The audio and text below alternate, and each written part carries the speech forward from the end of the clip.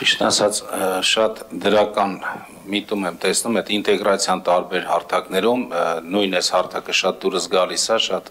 ճիշտ հարթակ է, բայց մեր մոտ ոնց որ Երևանում ավելի շատ են դեռ пассив քաղաքացիները,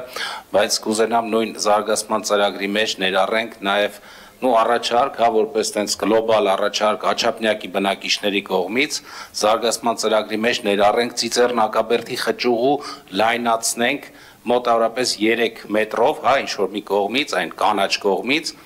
և կամուրջնել մեծացնենք, որովհետև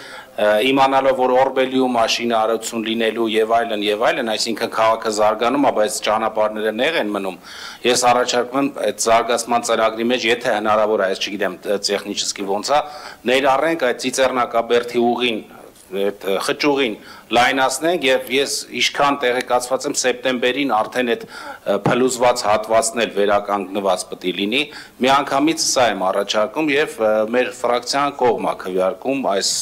լավ նախագծին։ Ես կարձագանքեմ Տիկին Բաբայան, պարոն Ավագյան, Ծիծեռնակաբերդի խճուղի ու փլուզված հատվածում ամրացման աշխատանքները ավարտվել են, բայց այնուամենայնիվ հարակից հատվածներում նույնանման ռիսկը դեռ առկա է, դրա համար ամբողջապես այդ հատվածը չի բացվել եւ լուծումներ Սեպտեմբեր դրա համար նշեցի տեղյակ շարունակության համար ճանապարհների մասով իհարկե բաց գործընկերավարման գործընկերության հետ ուղիղ կապ չունի, բայց նույն Տիկին Բաբայանենց ՀՕԱԿ-ը